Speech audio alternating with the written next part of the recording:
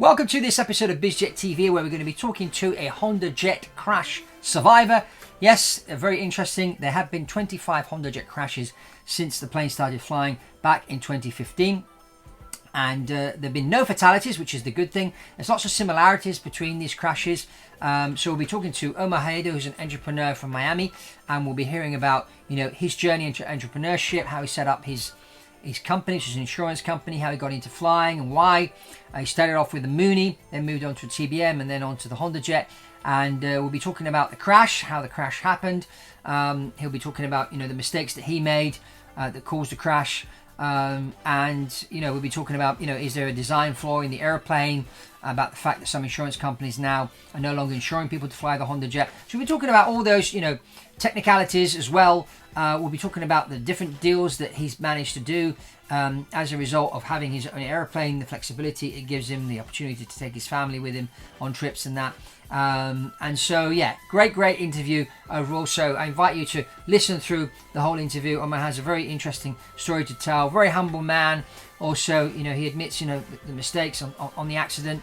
I give him some advice as well from a pilot instructor perspective. One tip that he could use in the future, which will help him to sort of not get into the situation that he got into.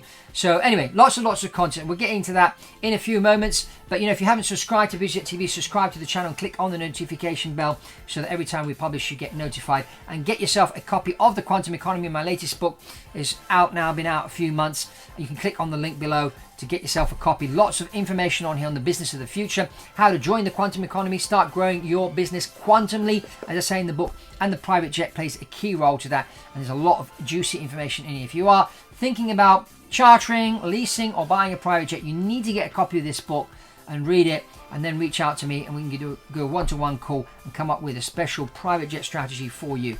But that's enough from me on the intro. Let's get into the interview now with Omar Haedo. Off we go to Miami to meet with Omar. Let's go. Omar, welcome to Biz Jer TV. Thank you for joining us for this chat about your success and about you flying around in your airplane and how you use the airplane to build your business, which is great. So you're in the insurance business. So tell us a bit about your journey into entrepreneurship. How did you start as an entrepreneur?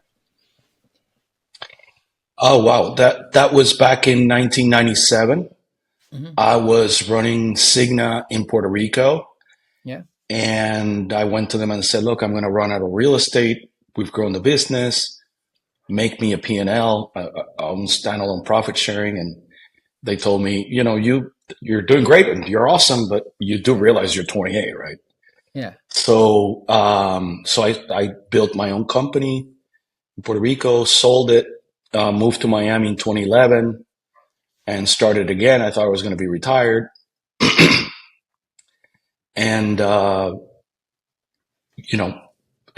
started the company in the islands while living in Miami. So that's sort of my journey into, I'm an underwriter, which is kind of unique. I was Cigna underwriter. So I like to say that it doesn't matter if I've been a broker, Cigna rep, or a president of a company, I'm just the underwriter, right? So we assess exposure to risk and we help people say, hey, how about this? How about that? And you make the numbers work. And that's been the one thing. Yeah. So I noticed that Elan Insurance Group, you do a number of different insurances, from health insurance to life insurance. Do you insure people that fly airplanes as well? No, we are a health insurance carrier for plan sponsors. So if you have a company, we help you provide options and, squeeze out, in healthcare, you got to think of it as a conga line of people. So if you just align them with the right interests, and everybody concerned about better outcomes, you squeeze a lot of fat out of it. So it's a nickels and dimes business, but the key is to align everything. So we do our own reinsurance. We have our own reinsurance company that is also reinsured. So it's almost like Legos, right? Yeah. So it's a lot of fun. So, when did you start flying? Were you 2017? 2017. Okay. So what got you to start flying? Is it something you always wanted to do? You never had the time to do it, or is something that sort of developed over time? how about all? Okay. We so to develop the business in St. Thomas, St. Croix, St. John, Yeah. you get on the flight on Monday. Yeah. It's a tourist destination, so you get there by 3. In winter, you get there by 4. So you lost Monday, Yeah. right? And then they want you at the airport 3 hours ahead of time. If you get there an hour and a half before, they won't let you get through the gate. Okay. And TSA leaves, so if the flight is late, you still have to be at the airport. So you get to enjoy your $8 water, Yeah. and they have Doritos and really bad stuff. Yeah. So if you leave on the 2 p.m. on a Thursday, you got to be there by 11. Yeah. So it means you were there Monday, Tuesday, Wednesday, Thursday, but you really only were meeting people Tuesday and Wednesday. Yeah. So I would leave on Friday, but you only have 3 days. So do that 25 times a year. Yeah. And then to get between St. Thomas and St. Croix, it's a $400 trip on Puddle Jumper Airlines. Yeah. The 7 a.m. is full, Yeah. so you got to be on the 9:30. And then the 5 p.m. is full, so you got to be on the 3 p.m. Of course, it's always late, and the flaps don't work. So your productivity, and you're not home. And I'm a dad. I have 5 kids, 2 grandkids, and I want to be home. Yeah. So I said, I'm gonna become a pilot. I cannot not be home. Of course. Okay, so you learned to fly. So where did you go to learn to fly? Did you learn to fly in the States? Where did you go for your flight? Yeah, Opaloka. I went to Opaloka. Did the Cessna thing. Yeah. I still fly over, the points we used to go over, and I get a little now. Now I'm at 40,000, 43,000 feet, and I still see the little airport when we were bouncing around in the turbulence, and I'm a little nostalgic about that. But yeah, it was Florida. Okay. So you learned to fly, and what did you do? You bought your first airplane right away. Right. So I did a Mooney. Okay. Bought a brand new Mooney turbo. Nice airplane. I've flown the Mooney. It's a nice airplane. Yeah, it's really cool. It lands better with partial flaps. They say full flaps, and it's a partial flap landing. Yeah. So I would go from Miami to St. Thomas, Yeah. and I would fly over the Bahamas. Once we got to Turks and Caicos, I would go sort of like hug the coast of the Dominican Republic. Yeah. 18,000 feet with a cannula. Yeah. And I would do that trip in 4 hours, 4.5 hours at 18,000 feet. Yeah. And I was loving life because the Mooney, it's 4.5 hours door to door. Well, on American with the front and the end, it's kind of like the same time, maybe 5 hours. Yeah. So, and the nice thing about the Mooney is that I could go to Eastern Puerto Rico where my boat was. So I could sleep on my boat, food taken care of, and then go to St. Thomas, spend the whole day, come back to Puerto Rico. The next day, go to St. Croix, spend the whole day, come back to Puerto Rico. Or I could have the boat in St. Thomas and just be in St. Thomas and do the San Juan, St. Croix circuit. And the Mooney would do that very well. I mean, just. How long did it take you in the Mooney to go from from one island to the next? It's on Cape Air. From St. Thomas to St. Croix is a 20-minute flight. Okay. But you got to be there an hour and a half earlier. Yeah. And they're late. So it becomes a 2-hour ordeal. In the Mooney, it's a 20-minute up and down. And then you go to San Juan, it's a 30-minute up and down. Okay. So you can get going. You can, everything is easy. And that helped me really develop the business in the islands. Great. So when you bought your airplane, how many hours did you have? Did you have an instrument rating, or did you just go straight out the gate after your private pilot's license? No, I had about 400 hours. So, I'm an underwriter, right? So if you need 30 hours, I'm going to do 100. Yeah. So I did private IFR, and the Mooney was great. One day I'm coming back, you're tired from the week and you're like sputtering around. In the Caribbean, you don't get typically. You don't get the big towering systems. It's just a big blob, and there's no radar, right? So you could see the airport's all green, but you're in the soup because you're not over the airport. You're in the blob. Yeah. So I said, man, this is a long trip for this plane.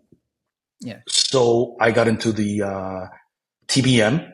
Oh, TBM. Nice. I got a 910, and the beauty of it is that I could feel the Mooney DNA in the TBM. They used to be partners, so it lands like a long body. Yeah. And the TBM, you would keep her with power because it's really heavy up front, but just trim her all the way down, just full trim. She lands like a dream. Yeah. And I did the TBM for a while. So now instead of 18,000, we're doing 31,000 feet going down, 30,000 feet going back, pressurized. Life is good. And I love my TBM. I mean, I flew in a year. I had that TBM for 14 months. I flew it 500 hours, 600 hours. Wow.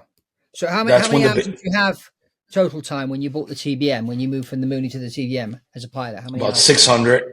About 600. Okay. And did you get your commercial pilot's license in the meantime, or you did? I got the commercial on the TBM.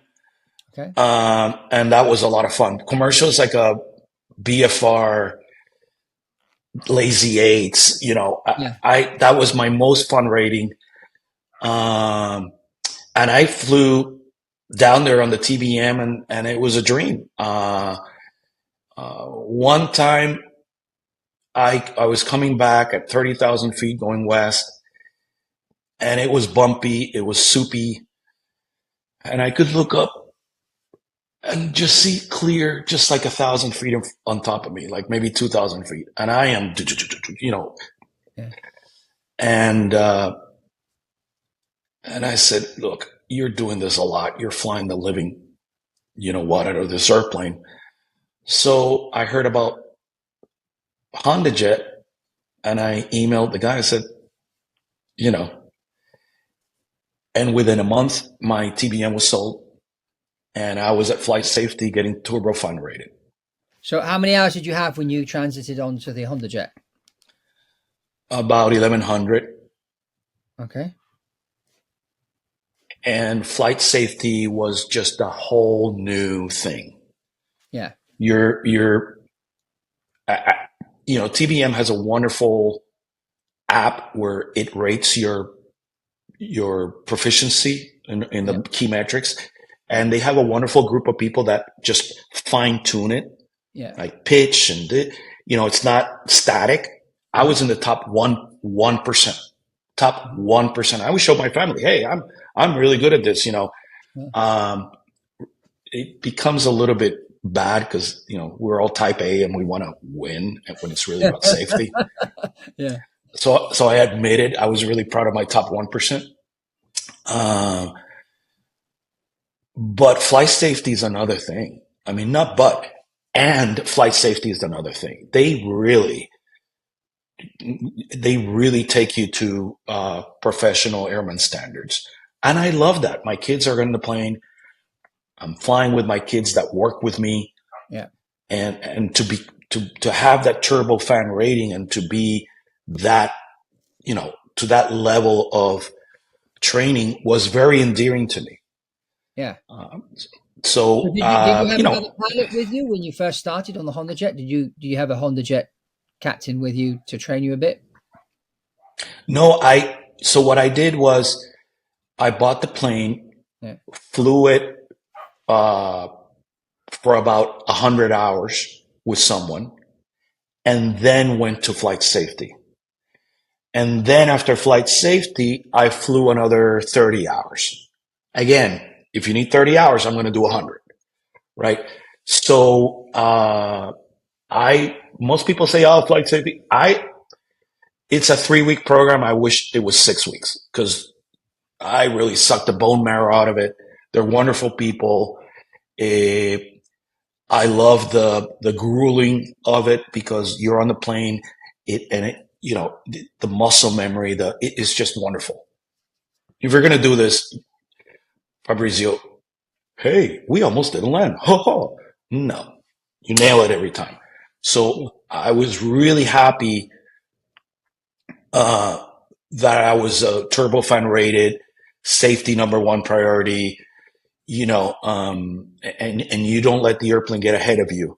So I'm focused on flying. I land. I focus on working, get out, get home, and focus on being home. I think it's really, really, really important for your kids to know that you're home. Yeah, of course. I have 4 children And myself, so I know where you're coming from. I'm not a helicopter dad, right? Like, I'm sitting there in the couch, sipping, whatever it is you're drinking, but I'm home. Yeah. So if they have something, they come up, hey, Papa, I need to talk to you about this. And, please don't sell the boat.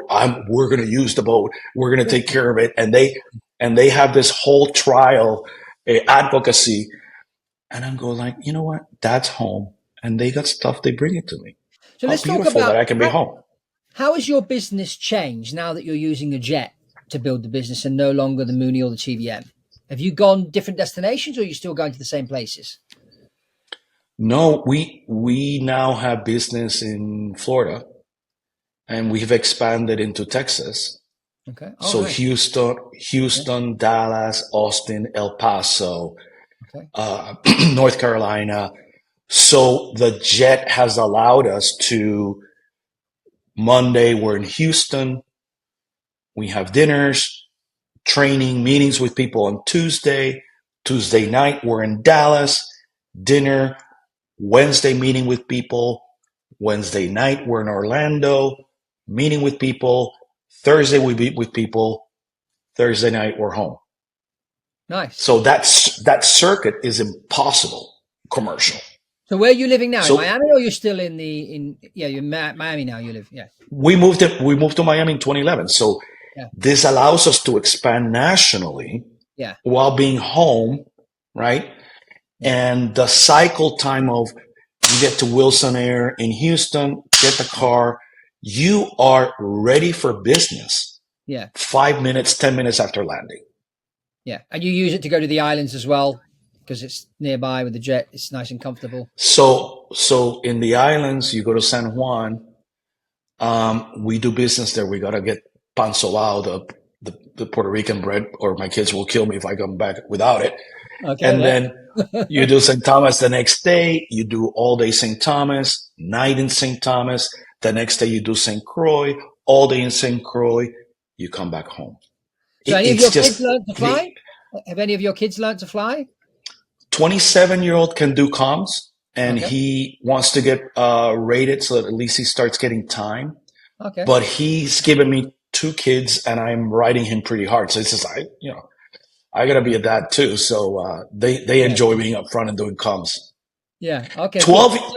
I said this weekend. Okay, so 12-year-old boy who's a maniac, 22-year-old and 27-year-old. I said, okay, so who's gonna be a pilot? 12-year-old immediately goes, as soon as I'm capable. Yeah, I've got 3 boys. My boys are 23, 20, and 18. And then I got a daughter who's 15. So, yeah. So it's, God bless them. It's good fun. So now let's go to a situation that happened to you. And I'm really pleased that you're willing to share this. In February of this year, 2023, you were flying into Houston. You did a go around because the weather was a bit iffy. The wind was a bit iffy because the weather was quite good apart from the gusty winds and that. And then you came in for your second landing and you ended up going off the runway. And but everybody survived. There have been 25 Hondajet accidents since the beginning and no fatalities whatsoever. But there seems to be a reoccurring situation where the airplane lands, the brakes don't really kick in the way they should, and the airplane tends to go either off the runway or to the side onto the grass and that. So talk to us a bit about the first go around, why you decided to go around, and then the second time coming around, what happened, what you learned from it, and then we'll sort of take it from there. So over to you. Well, the accident started 200 miles from the airport. Okay. Right. So the typical this happened and this happened. Yeah, the Swiss cheese. So you know the Swiss cheese. All the holes line up. Yeah. Okay. So hindsight being what it is, I'm happy to share it in the hopes that someone seeing this learns something.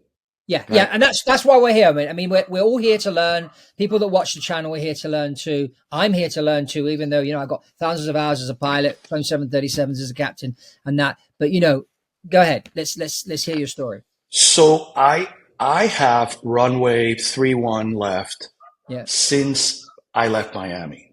Yeah. Okay. It's in my arrival. I'm planning for it. I've briefed it 2 or 3 times. I'm landing with 650 pounds, which is, 600 is the absolute minimum. I would have stopped in New Orleans, but New Orleans was rained out and awful. So I decided, well, 650, we're fine. As I'm going in through Galveston, I'm listening to the ATIS and they're landing on runway 4. Yeah. And I say to the guy, look, that's on the edge because, they say wind 18, gusting 25. The gust factor is, could be 27, could be 20, that it's variable. And at 27, it would have been on the edge. And yeah, because according to my calculations, you needed to add an extra 5 knots to your usual VREF. I'll get to that. So, so I tell the guy, look, I really need runway 31 left. I got kids on board. I don't need this. Yeah. Oh, I'll let the other guy know we're really landing on 4. I said, yeah, that's not going to work for me. Okay. The other guy, now I can see the airport. Okay. And you go to the approach, the one lower approach. And I say, look, requesting runway 31 left. The guy goes, no. Okay. I never had someone scream at me like that. Okay. I'm shaking as I tell you this. Yeah. I'm shaking. Why are you screaming? Why are you not giving me what I want? And why are you taking off on runway 31 left and landing on 4? It should be the other way around. I mean, someone had too many margaritas last night. So I either start fighting with this guy with 600 pounds on board, or I become an octopus and I put the ILS 4. Yeah. Right? So I decided, who needs this? I put the ILS 4. Even though it's BFR, I always put the approach. Uh-huh. I'm coming into line with 600 pounds, 650 pounds. And as I am on short final, the guy, the tower says, go around. There's an idiot on the run. He didn't say that. So he told you to go around. So controller. I'm hearing the tower go, hey, get off the runway, get off the runway. I said, oh God. Okay. Yep, go around. Now the wind's hard, so I am now bouncing in severe turbulence at 2,000 feet, all over Houston. I am now looking at 400 pounds. Okay. 450 pounds. Okay. I'm borderline an emergency aircraft at this time. There's 6 people on board, but one of them is a baby. One of them is a 12-year-old. One of them is a 14-year-old girl. You add them all up, is 120 pounds. I am a very light Hondajet with very low fuel. Okay. Now, I had a severe misconception that you just brought up. In jets, 10 knot crosswind, you add 5. Yeah. There is a myth out there that I was told too, that you add 5. So I added 5. Except you do not bold, underline, font 40, italics in red. You do not add to BREF on a Hondajet. Okay. If you land her at BREF, it don't matter the wind, she's going to settle down. There is a misconception in the flying community of adding to BREF. This plane, by adding 5 knots with those conditions, with an incredible light condition, you can't stop her. And that's why they've had all these incidents of veering off the runway then, because people were applying the usual rule you do on all jets, where you take the difference between the gust and the wind and you divide that by 2, and that's what you add to your VRF, which in your case would have been 5 knots. Yeah. And I did. Yeah, and you did. And I could swear, and I could and I could swear my mentor pilots, and Yeah, it's like this, it's like this lore that is out there. Thanks to me and my unfortunate situation, this has become biblical truth at flight safety, and we are just pounding on people. Do not add to BREF. Okay. BREF is your friend. You are at BREF by the final approach fix, and you are stable. And we are mimicking. By the way, this is not unique to the Hondajet, right? The CJ pilots, the Phenoms. It as the brand matures, Hajopa is mimicking the safe to land from the CJ pilots, and we're going to have a conference now dedicated to safety, where you will go out of there in your sleep going, I will not have to be ref. I will not have to be ref. Because if you fly the plane by the numbers, she's a dream. Yeah. Don't, fly by the numbers. Don't add to it. Don't have these half-baked ideas that apply to other airplanes. You're coming in, you've got a crosswind, so you're doing your crosswind correction. You've got your VRF plus 5 because that's what you were taught. When you touch down, what happens? Well, in Houston, I'm used to crosswind, right? I don't know of a single landing in the islands that's not crosswind. Yeah. I think the guy was drunk when they did the runway. The wind's always this way, so I'm going to do the runway that way. I mean, so I'm used to crosswind. So, you land, you put it, you put into it. I never had braking action. A guy on the field said, so I have the wing low. Yeah. A guy on the field said that my upwing got lifted, and he saw the plane come. Okay. Did you keep the crosswind correction in when you were on the ground? Yeah, and theory, speculation is that I got a vortex or wind shear vortex that lifted the right wing. She was too fast and too light, Fabrizio. Yeah. 5 knots that's what people don't understand. 5 knots makes a huge difference. Yeah. And I was so light on passengers. I was so light on fuel. Yeah. I was a walking emergency aircraft. Now, if you would have told me 100 miles before that you're not going to give me runway 4, I'm diverting. I don't need this. Yeah. You were screaming at me as I'm looking at the airport, number 1. Yeah. Number 2, there's a very, very, very good word. Unable runway 4. So did you have 650 pounds because you had max fuel on board? So it was an endurance problem. So it was either stop somewhere in between and refuel, or you were making it all the way to Houston with kind of minimum fuel. No. 600 is my personal minimum. Ah, okay. Could you have had more? Could you have had more fuel? No, because I would have had to stop. I would have had to stop at New Orleans, but it was rained in. Oh, okay. So you couldn't make it in one hop. Yeah. Okay, I get it. Yeah. So I'm landing at 650, which is, it's okay, but sort of getting to yellow. Yeah. But I'm planning on 3-1 left. You changed the deal on me. Yeah. I mean, I'm looking at the airport. So that's why I say it started 100 miles out. Now, what would I do differently?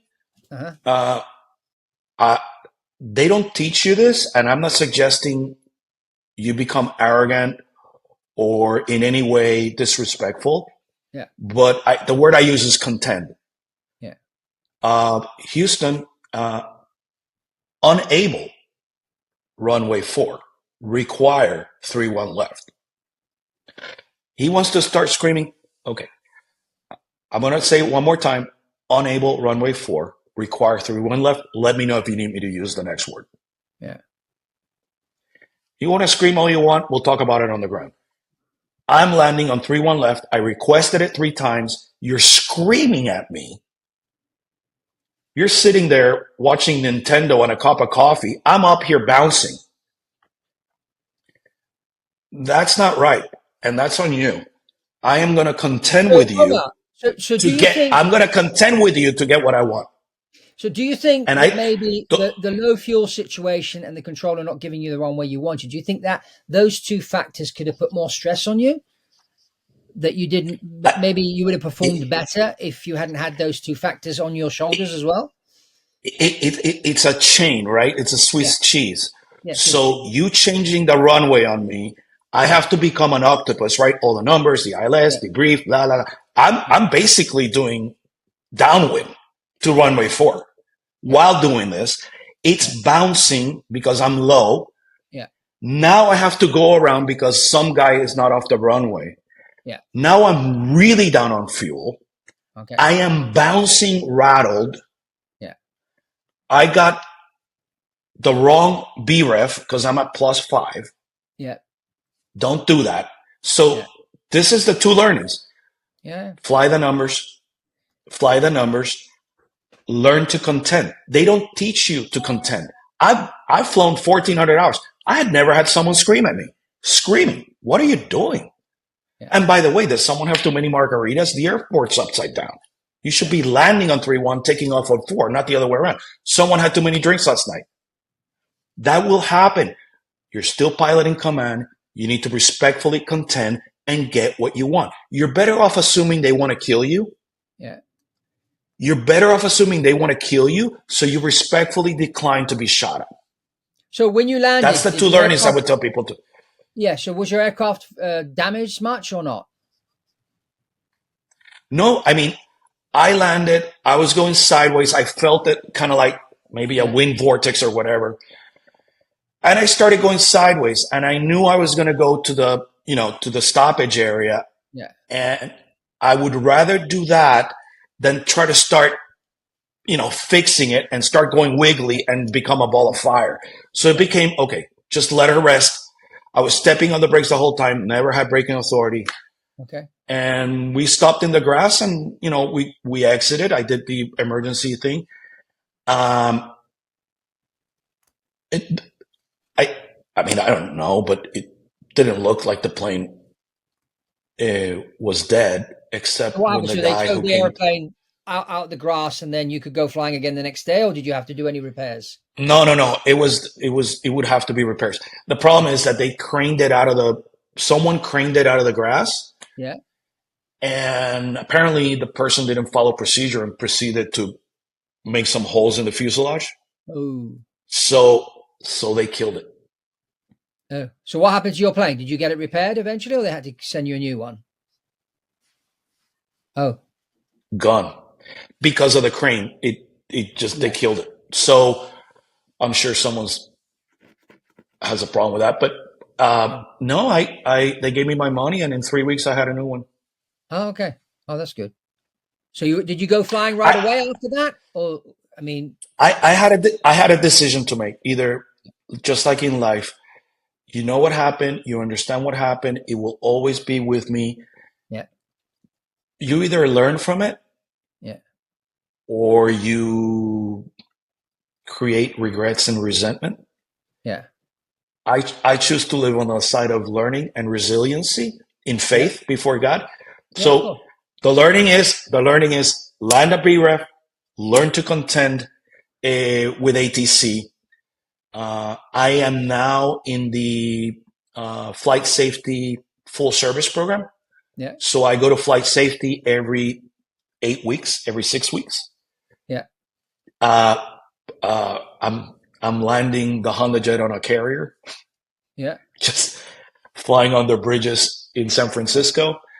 Yeah. Landing in 25 knot crosswinds with ice and no brakes. Yeah. I'm using the simulator to just go crazy. Yeah. So that when I'm on the plane, I'm crazy safe.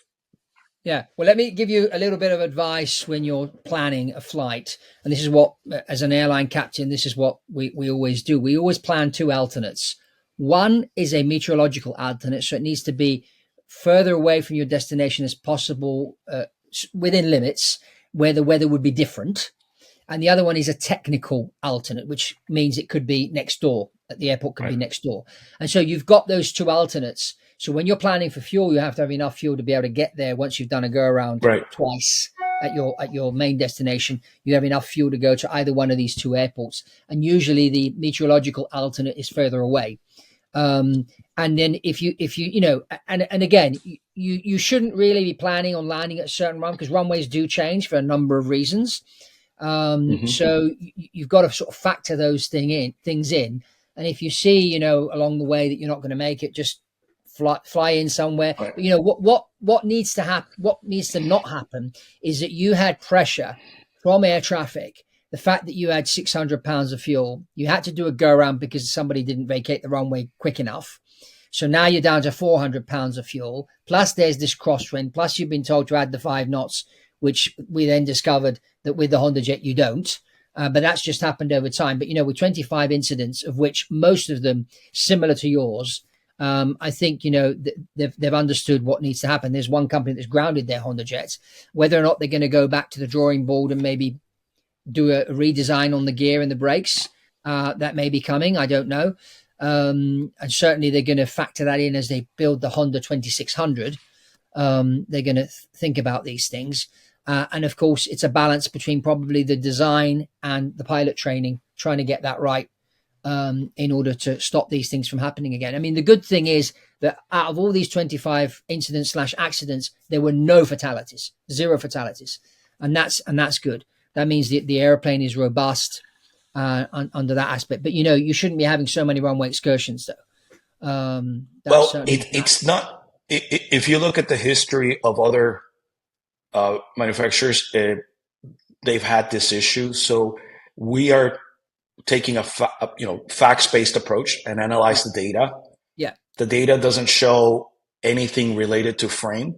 It has to do with flying to the numbers, teaching to the numbers, proficiency to the numbers. And the problem is that this plane is flown this way. Well, no, I do it that way. Okay, not here. Yeah. And that needs to gel. And that needs to be emphasized and emphasized and emphasized. So that's why I'm the head of the Hondajet Safety Committee. I'm on a mission from God, like the Blues Brothers. Yeah. We want to get this information out. And now my minimum is 800 pounds, to your point about alternates, right? So this plane shouldn't have landed in Houston. If my out was New Orleans, which I do the same, it's an alternate. Yeah. And then that's going to be out, then, do something else. You don't box yourself into ATC's problems. You do your own thing, kind of thing. Yeah. So, I mean, air traffic control have been renowned to vectoring people around the skies in the wrong way. I had an incident happen to me very, very early on when I was building my time to get my commercial pilot's license, where they gave me a radar vector, and if I'd followed it, I would have crashed into a mountain. But that's nice. I told the controller I'm maintaining heading 180 until I see the sea, because I ended up in cloud, and then I broke cloud. I knew 180 was going to take me over the sea. I was flying from Milan to Genoa in Italy at the time, and everything was fine. The guy was flying. I was actually not flying. I was in the right-hand seat. My friend was flying, and I told him, he freaked out a bit when he got in cloud because we weren't instrument rated. I said, just maintain your heading. And the controller said, turn right. I said, no, we're not. We're continuing on heading 180. And we did. And that was it. And 2 weeks later, a similar situation happened to another airplane. They followed air traffic control and they crashed into a mountain and died. So you got to be very, very careful. You've always got to understand what the controller is telling you to do. But at the end of the day, ultimately, it's your decision. You're the one with your backside up in the air, as I say, and with the people sitting behind you, relying on you to bring them down safely. Don't let the controller vector you around the sky, because he's sitting on a comfortable chair on the ground, sipping his coffee. My good friend Eric says that, why don't you just assume they're trying to kill you? Yeah. And if you assume they're trying to kill you, you're going to be very skeptical about everything until you agree that it's a good decision. And you know what? That sounded crazy to me, but it's very healthy. Tamiami, Miami executive, is subservient to Miami International. So if Miami's landing east, Tamiami's landing east, except the wind is 270 at 10. Yeah. Okay, I'm not doing that. This plane doesn't land very well in a cross tailwind. So enable runway 29, require 27. As soon as you say that, they say, fine, we'll get you in. And then they say special ATIS, we're now using runway 27. Yeah, but it's almost like Oh, you know what? Maybe we should be using that runway. You know what? Yeah, let's go ahead and flip the airport around. Yeah. But, you know, with all things, I mean, you've got to understand the limitations of the aircraft. You've got to understand what you are capable of doing with that particular aircraft. And it's a balance in order to make your decision, which is why, you know, prior preparation prevents poor performance. The 5 Ps I always tell everybody when I train pilots, and even on the golf course, it's very applicable as well. I always tell my son who's training to become a professional golfer, I said, always plan your shot first in your mind and see it in your mind. Visualize it. Yeah, visualize it. You're right. But let's go back to using the plane as a business tool. So tell us the story of a business deal that you did, thanks to the jet, that you couldn't have done if you flown commercial. Tell us about one of those deals. Tell us the story. Because That happens every week. Okay. You know, we have a major vendor conversion at the company, and we have a meeting like this, and this gentleman comes on and says, blah, blah, blah, blah, blah, and it's going to be great. And, you know, and that was a Thursday. Yeah. And then we're going to have a deep dive video meeting on Monday at 3. Okay. Okay. And I wake up Friday, I go, you know, this is a pretty important thing that's going on. Yeah. So I call up the guy on Friday morning. I said, look, where are you? And he goes, Cape May, New Jersey, really far south in New Jersey, almost Delaware. Yeah. I go, okay, so we're having a meeting on Monday at 3, right? He goes, yeah. Okay, we're flying into Cape May Municipal, and we're going to have a live meeting all afternoon with dinner. Yeah. He goes, you're going to do what? I go, yeah, we're meeting, baby. Yeah. We go up to Cape May. We land. The guy receives us. On the Friday, not the Monday. On the Friday. No, we went Monday because we had a meeting on Monday at 3. So we're there by noon. We're there by noon. Okay. And we meet with this guy from 1 to 5. Okay. In the hotel room. And in the hotel area. So you landed near the meeting. You landed at an airport which was nearer your meeting. Cape May Municipal. The guy's at his beach house, so he extended his weekend. Okay. So it's no longer a Teams meeting. It's a live meeting for 4 hours with my son and I. Okay. And then we have dinner. Yeah. And we walk out of there knowing as much as he does about him, super confident about what we're doing. Yeah. And I could tell my staff in the town hall meeting that Friday that, yeah, this is big, but we checked it out. Yeah. So then my son had a huge meeting in Houston. We were going to go to Miami, and then he's going to commercial to Houston. I go, no, Papa, let me just drive you. So we flew to Houston. Yeah. And he had a wonderful day of meetings on Wednesday. And then instead of staying Wednesday night and being away, he was able to be home Wednesday night because Dad flew him. So it's a combination of brass tacks. Yep, this works. And we shake hands live. Yeah. And productivity. Have your meetings in Houston. Don't be exhausted from being Tuesday, flying to Miami on Dad's plane and then flying commercial, and you get there late, and then you have all day meetings to then sleep in Houston. No. Fly in the Hondajet, be doing your emails. Yeah. We get home, get you prepped on Tuesday. You're ready for battle on Wednesday. So you have Wi-Fi. You have Wi-Fi on your Hondajet? No. He does all his emails and all that. So when we land, it's all gone, right? Right. So he wants me to put Wi-Fi on the Elite 2 that we get next year. So okay. Oh, that's I enjoy the quiet. That's interesting. You said you enjoy the quiet. There are a lot of people now that don't necessarily want Wi-Fi on their jet, especially if you're flying 2-hour flights or an hour and a half, 3 hours. Up to 3 hours, you really don't need it, and it's nice to sort of switch off.